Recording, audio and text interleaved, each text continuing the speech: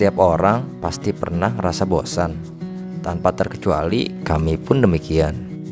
Namun pastinya setiap orang punya cara masing-masing untuk melepas rasa bosannya. Bagaimana dengan kami? Ya beginilah kami, ketika rasa bosan datang, cara terbaik bagi kami yaitu dengan camping.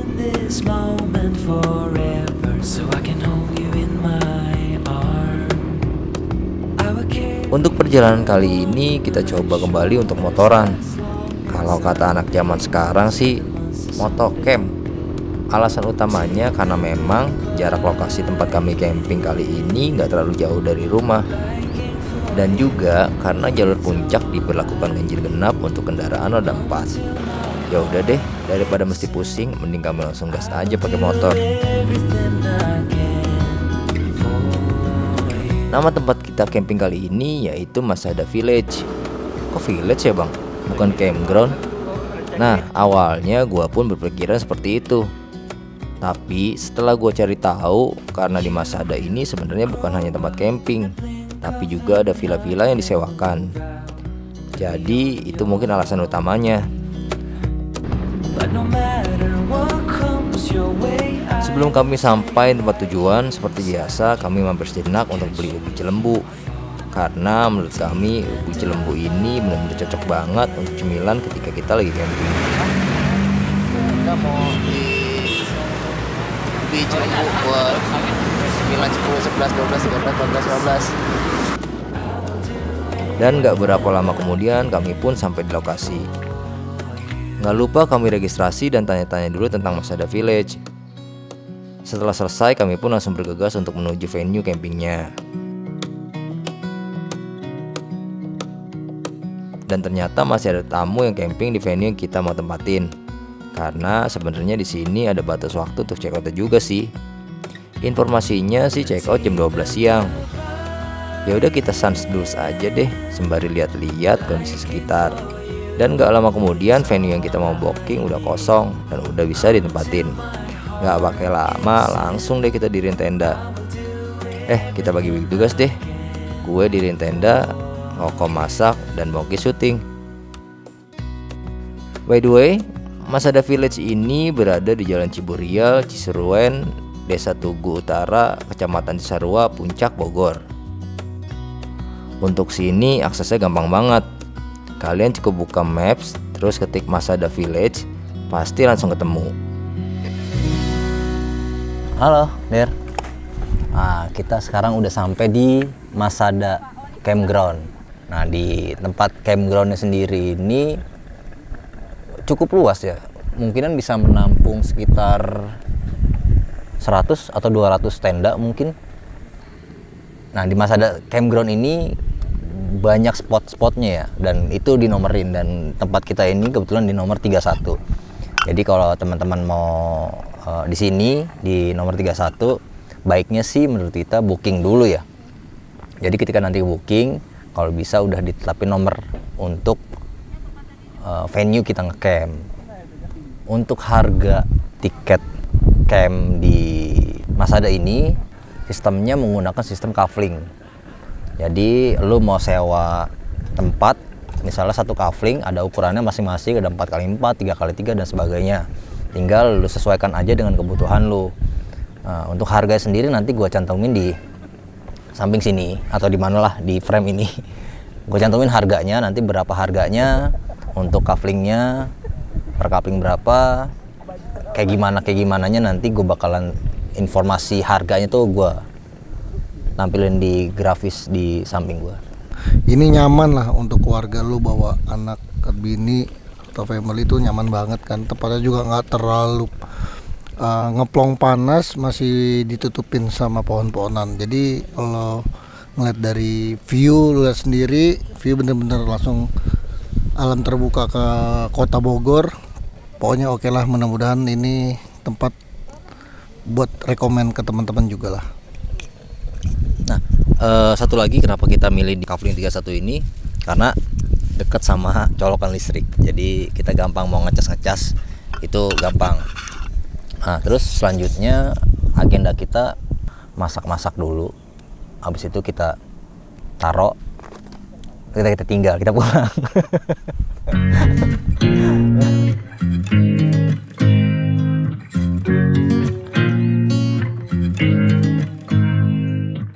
Suasana siang menjelang sore di sini beneran adem banget.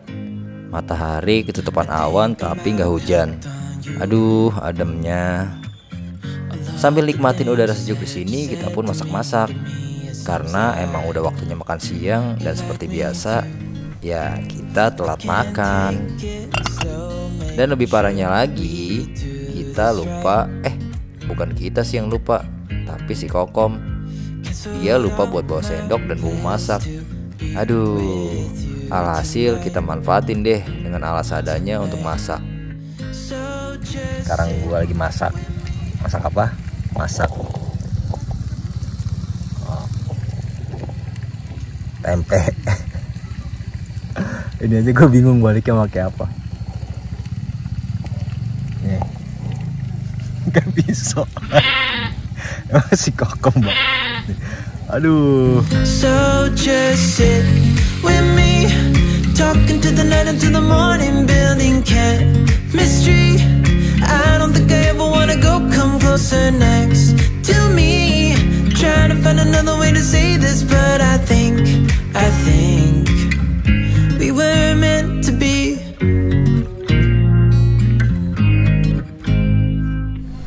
Guys, cuci dulu.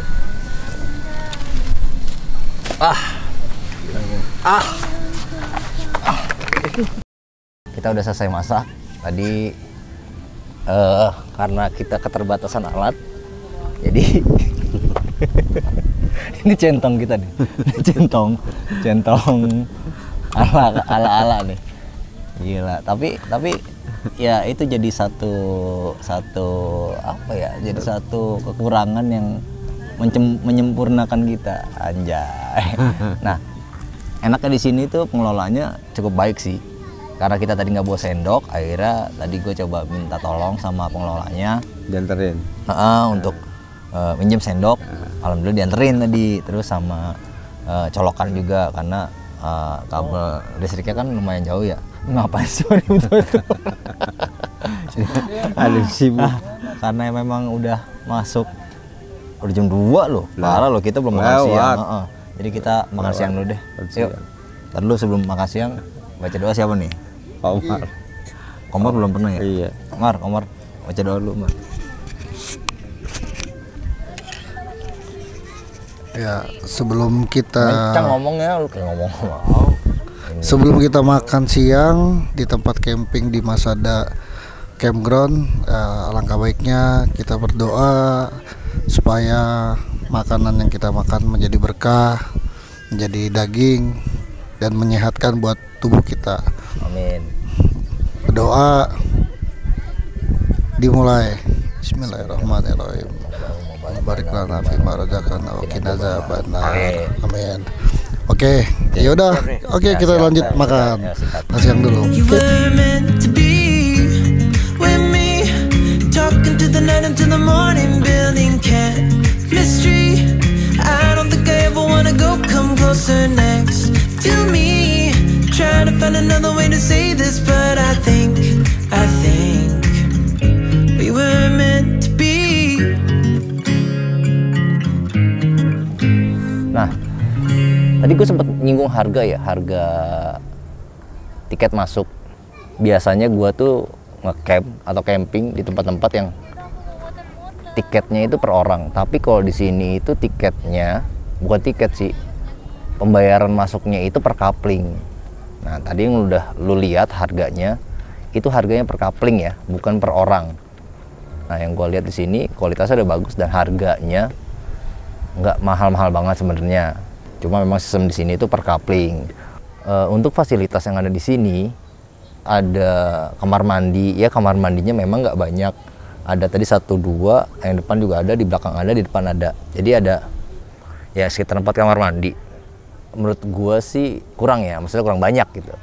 Karena kalau lihat dari skup areanya yang cukup luas dengan kamar mandi yang sedikit, jadi mungkinan akan terjadi antrian yang lumayan.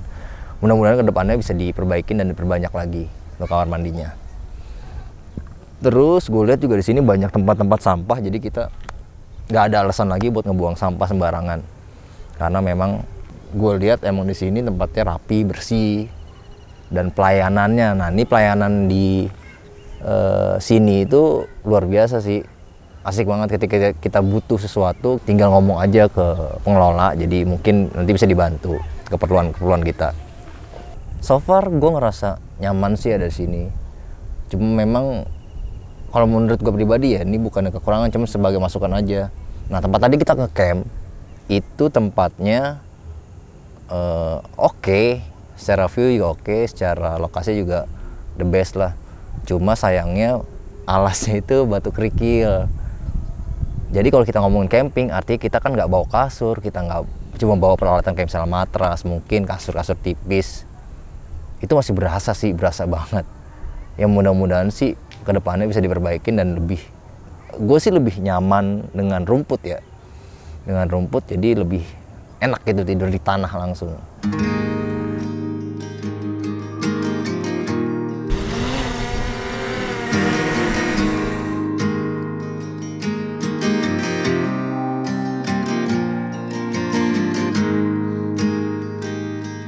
Di Masada Village ini menurut kami emang cocok banget untuk camping bareng keluarga. Kalian bisa lihat sendiri kan gimana di sini tuh emang aman banget buat anak-anak. Untuk parkirannya sendiri pun cukup luas ya, dan gak jauh pula. Jadi ketika kita turun dari kendaraan cukup jalan sedikit langsung bisa nge-camp. Oh iya, buat kalian yang malas masak-masak, di sini juga menyediakan makanan. Kalian bisa langsung pesan aja ke pengelola. Untuk menunya menurut kami lumayan variatif, dan harganya pun masih tergolong masuk akal sih.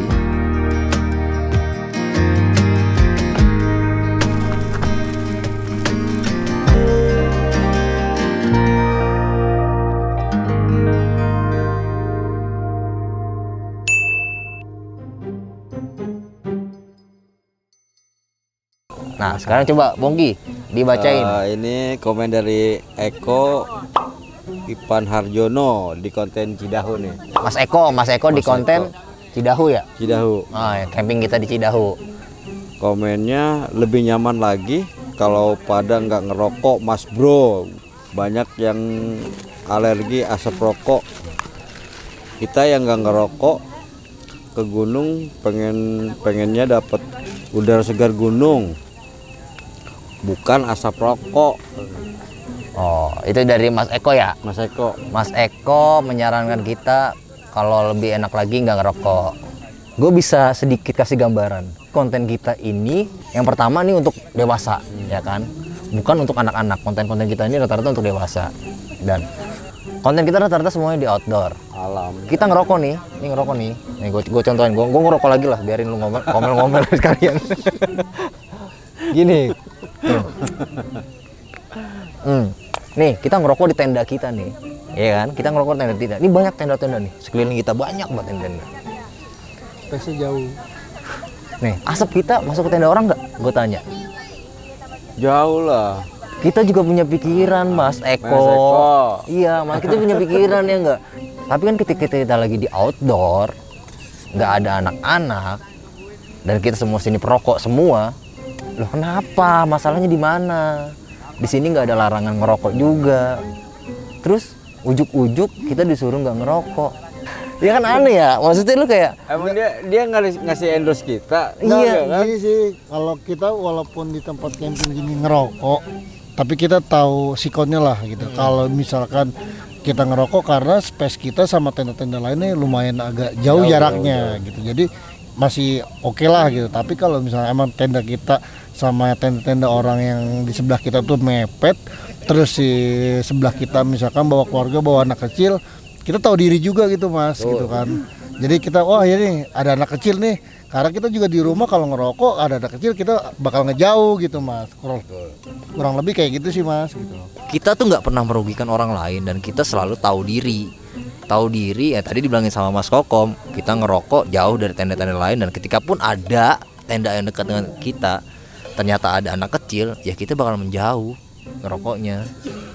Kalau dari kita sih thank you banget udah ngesaran, tapi mohon maaf nih untuk saat ini kita belum bisa terima saran dari Mas Bro Eko karena alasannya nggak masuk di kita itu. Oke, lanjut Mas Bongki. Ini ada komen dari wisata alam Taman Nasional Halimun Salak. Ini kontennya kayak konten Obat Tepus. Jadi komennya seperti ini. Sangat jernih ya. Tapi sayangnya ini sumber air minum dan air mandi untuk masyarakat Kampung Pasir Rengit. Kami sekarang kebingungan, sumber air kami sudah dirusak oleh oknum-oknum yang mengatasnamakan lembaga. Padahal ini hutan kami, sumber air masyarakat kami, premanisme merajalela, perizinan pun mereka tidak ada atau dalam tanda kurung ilegal. Apakah mereka senang di atas penderitaan kami? Oke, itu salah satu komen di konten Lembah Tepus dari wisata alam Taman Nasional Halimun Salak. Gimana? Oke, aku coba jawab ya. Sebelumnya kami mohon maaf apabila konten-konten kami, tempat-tempat yang kami datengin bermasalah dalam tanda kutip, punya kendala lah di internal tempat itu. Tapi gini ya Pak, mohon maaf nih, kalau dari kami sebagai konten kreator, sebagai pengunjung, kami tidak tahu menau masalah itu. Jadi ketika Anda komen di YouTube kami, ya kami tidak bisa berbuat apa-apa juga, ya kan, ya palingan silahkan selesaikan masalah Anda dengan masalah oknum-oknum yang Anda tadi informasikan. Emang sengaja nggak saya balas komennya karena memang bukan ranah saya untuk menjawab itu, karena kita nih sebagai pengunjung, kita sebagai konten kreator, kita cuma pengen ngasih tahu ini loh ada tempat yang bagus yang bisa didatengin. Ya jadi dari saya sih sebenarnya nggak tahu apa-apa untuk masalah itu. Ya palingan ya cukup saya baca aja, nggak saya balas. Terus ada yang balas lagi kan itu apa katanya? Ya Allah harus diklirkan. Ya Allah harus diklirkan. Ya silakan diklirkan Pak. Saya tidak bisa mengklirkan itu karena bukan wewenang saya. Saya hanya pengunjung dan konten kreator. Jadi nggak bisa. Karena kita bukan ranah kita nih Pak, mungkin dari Bapak mungkin bisa langsung berkoordinasi oleh pihak-pihak setempat di sana Pak, kayak RT, RW, ataupun dari pihak manajemen wisatanya Pak. Jadi biar langsung nanti bisa dipertemuin langsung oleh perhutaninya langsung gitu. Karena bagian seperti itu ya udah masuknya ranahnya berhubungan langsung sama perhutani ya kan. Kalau kita kan hanya pengunjung nih gitu loh. Jadi kita nggak tahu, kita bayar retribusi, kita dikenakan biaya. Emang di setiap wisata kan selalu ya Pak ya, kita dikenakan biaya. Tapi kalau untuk masalah perihal seperti ini ya kita kurang bisa menjawab lah. Mudah-mudahan sih kedepannya ada titik baik lah ya dari warga setempat di situ sama pengelola dan perhutani di sana. Oke. Kita lanjut ke komen yang belum kita balas selanjutnya. Apa Bang Bongki? Pertanyaannya? Camping itu menyenangkan Bang, tapi sayang banget kalau camping nggak ada penerangan lampu dan nggak bisa lepas dari HP. Jadi susah kalau nggak ada listrik buat ngecas. Ada yang punya solusi nggak? Siapa duluan nih jawab nih? Gue duluan nih jawab ya. Ya camping itu menyenangkan, emang udah pasti, karena ya kalau nggak menyenangkan ya kita nggak bakal terus-terusan camping ya nggak. Ya. Terus apa? Sayangnya nggak ada penerangan lampu. Nah justru begini, kalau menurut gue pribadi, kadang kekurangan itu jadi satu kelebihan yang kita nggak sadar.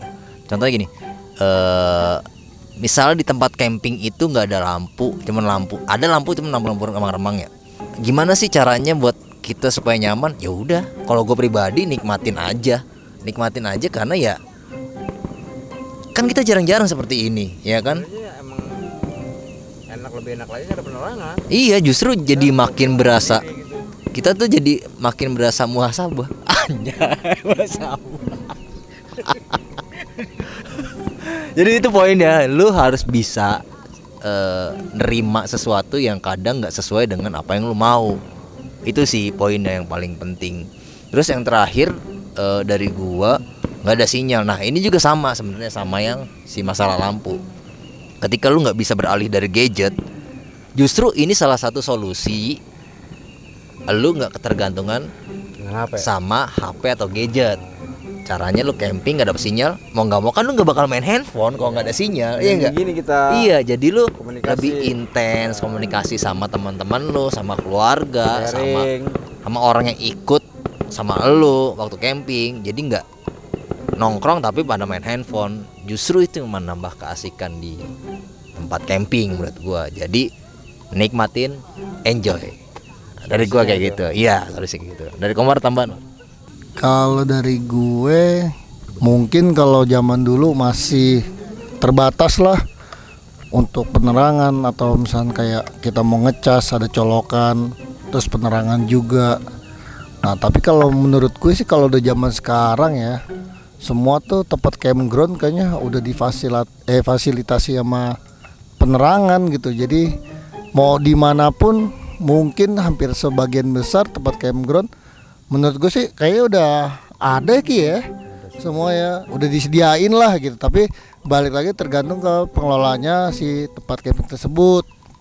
Ada yang mungkin lu bayar sekian udah termasuk dapat fasilitas colokan gitu, atau ada juga yang pengelolanya beda dari harga tiket masuk lu gitu. Ada penambahan biaya lah untuk kalau misalkan lu mau ngecas atau tarik kabel roll gitu. Tapi kalau di mana-mana sekarang kayaknya udah hampir sebagian besar ya udah modern lah, udah keren, udah ada tempat cas. Nah terus kalau buat masalah sinyal emang ya, di tempat seperti ini emang susah. Itu enaknya kita gimana untuk melepas diri yang biasanya sehari-hari kita di rumah ketergantungan sama gadget. Nah kita kan mengasingkan diri nih, merefreshing otak kita ya kan, entah sendiri, entah sama keluarga, entah sama kerabat, teman-teman. Nah itu waktunya kita buat ngobrol-ngobrol sama mereka gitu. Jadi kurang lebih ya dari gue kayak gitu sih. Oke, jadi kayak gitu ya solusinya ya buat siapa? Delia Buat Indah Delia Permata. Indah Permata. Nah sekarang nih ada lagi nih komen dari Heru Hermawan, masih di konten Cidahu. Wah Cidahu nih hampir 6.000. panen ya komennya. Bang, pencinta alam atau penikmat alam? Nah ini pertanyaan menarik nih. Nah dari lo Bang Mongki gimana Bang Mongki? Pencinta alam atau penikmat alam? Dua-duanya sih sebenarnya mah. Alasannya? Pencinta. Kan milih salah satu. Itu Iya. tanya pencinta alam atau penikmat. Berarti kan lu milih, nggak Gua- bisa dua. Bener kata Daus tadi, pencinta alam tapi menikmati Mar, menikmati alam. Terus Gue gak bisa mengungkapkan dengan kata-kata ya. Intinya Intinya lu cinta lah. cinta. Kan kalau kita nggak harus memiliki. Nah itu. Ya.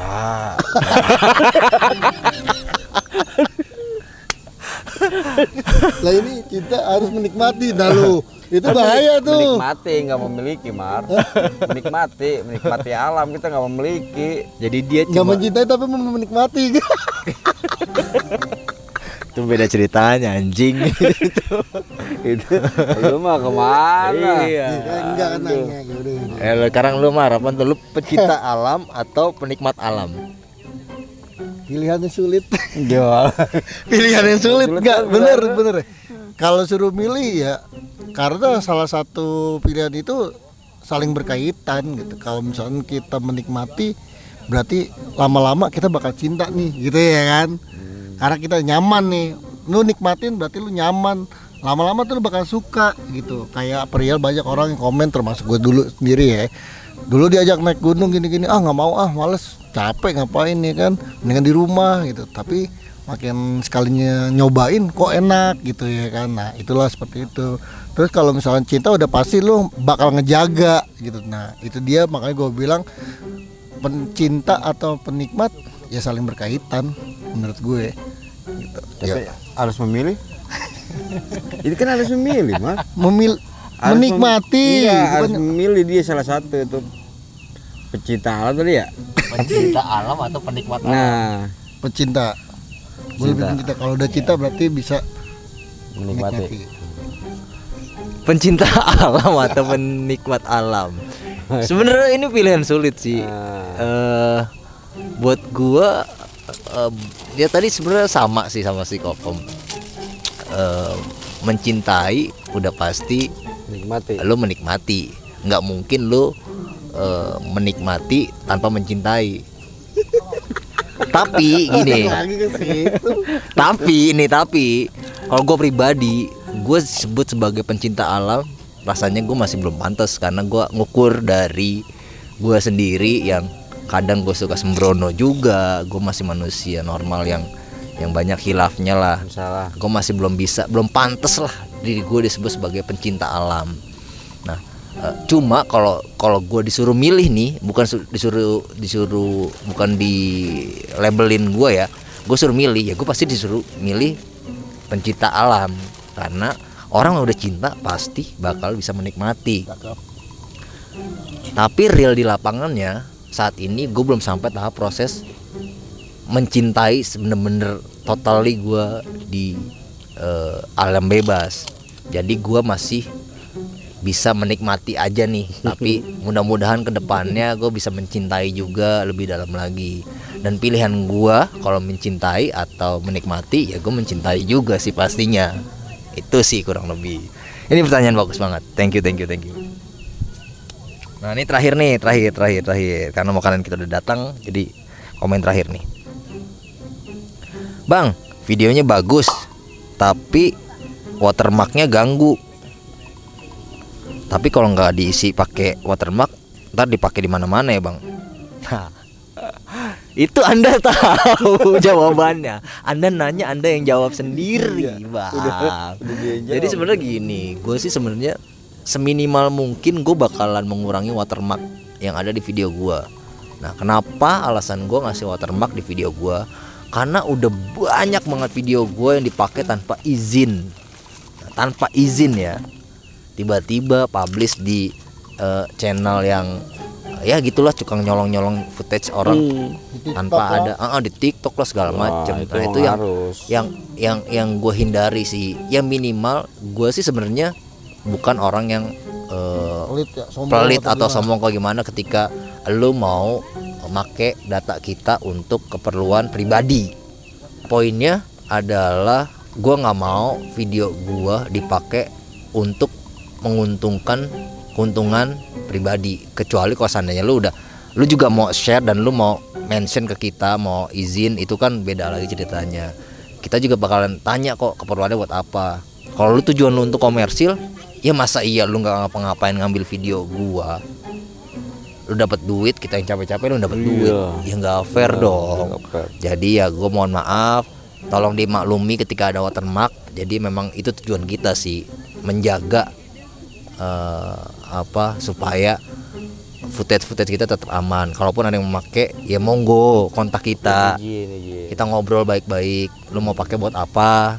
Kalau keperluannya nggak ada bersifat komersil, ya silakan, ya kan? Iya. Kan enak kayak gitu. Nah, ini udah sekitar jam 8. Untuk malam ini kita nggak masak karena kita ngelihat di sini menyediakan paket makan. Dan harganya menurut kami cukup ya lumayan lah terjangkau. Nah, sekalian deh kita mau coba masakan di sini seperti apa. Ya mungkin nanti buat teman-teman yang di luar sana malas bawa makanan, kita bisa review dulu nih makanan kayak gimana, enak atau enggaknya. Ya kebetulan makanan datang, yuk kita coba review.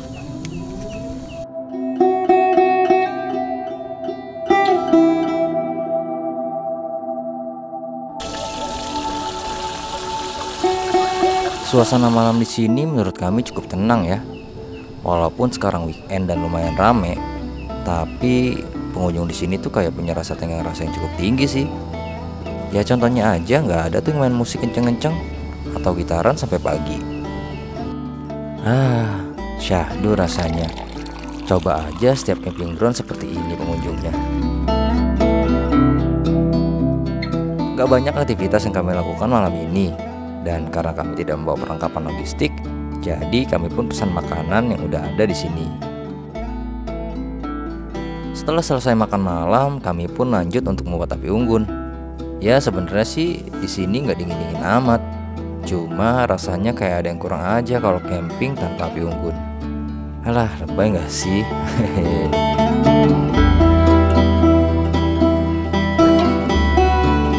Sekarang itu jam setengah 9, suhunya 20 derajat. Lumayan sejuk lah, dan ya dingin sih nggak dingin banget, cuma lumayan sejuk. Kita mau bakar kayu buat menghangatkan badan. Buat kalian yang kesini, di sini itu sinyal sebenarnya dapat sinyal ya. Oh iya, silakan. Jangan ngerokok Pak, jangan ngerokok. Sebenarnya di sini tuh sinyalnya ada, tapi emang sedikit. Jadi kalian jangan berharap banyak dapat sinyal. Tadi juga sempat bacain komen kalau gimana kalau nggak ada sinyal. Ya udah, kita nikmatin aja. Justru dengan nggak ada sinyal kita bisa lebih intens lagi ngobrol-ngobrol bareng temen. Kita bisa lebih mencintai alam, mencintai alam dan menikmati alam. Jadi walaupun sinyalnya sedikit, kita tetap nikmatin. Dan terus kayu bakar di sini harganya kalau nggak salah itu 50.000 untuk satu kayu bakar, satu ikat kayu bakar. Ya kalian bisa nilai sendiri mahal atau enggaknya ya, karena itu relatif lah.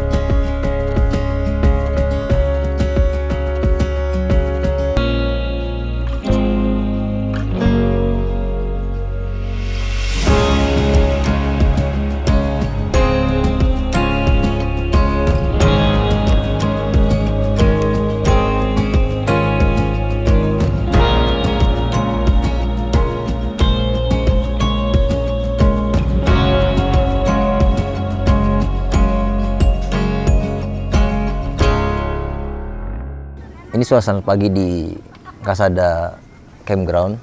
Nah, tapi sebelum gua bahas lebih detail lagi suasana pagi di sini, gua mau sedikit bahas tidur kita semalam seperti apa.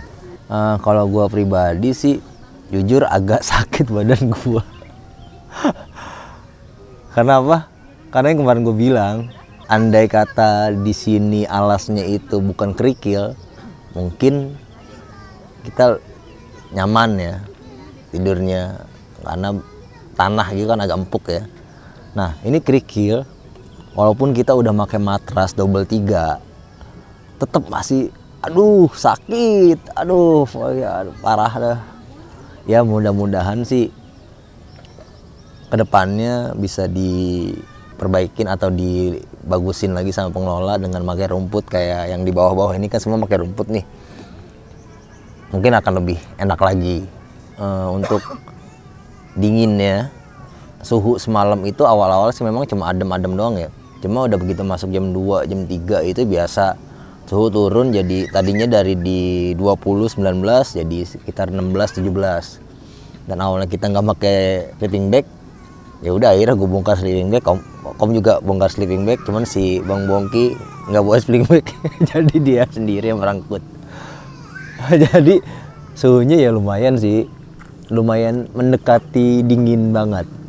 Jadi cuma dingin doang. Kalau untuk suasana ketenangannya sih menurut gua cukup tenang di sini, walaupun ini long weekend. Yang camping di sini banyak, tapi yang camping tuh sama-sama saling menghargai. Jadi walaupun ada suara musik, ya musik pun di tenda masing-masing, nggak yang sampai besar, nggak yang sampai gede-gede banget. Main gitar pun ada mungkin pelan-pelan. Nah itu yang menurut gua oke sih, jadi kita nggak ngerasa terganggu dan kita juga masih tetap nyaman, tenang. Ya kurang lebih sih kalau malam tuh kayak gitu semalam yang gue rasain. Terus pas pagi tadi, alhamdulillah kita tadi agak kesiangan dikit. Gue lihat tadi gue bangun sekitar jam 6:30. Pas gue buka tenda, wow, udah disambut dengan pemandangan gunung gede. Hampir sama kayak view waktu di Gunung Luhur. Cuma bedanya di sini rumah-rumah baru gunung. Kalau di sana kan waktu itu kan sawah ya, atau kebun teh baru gunung. Cuma sama-sama gunung gede sih. Terus karena memang posisi mataharinya berada di balik bukit sana, jadi kita nggak bisa dapat sunrise di sini. Jadi ya udah kita nikmatin aja dengan tipis-tipis matahari yang masuk dari sela-sela daun. Ya kita cukup menikmati sih.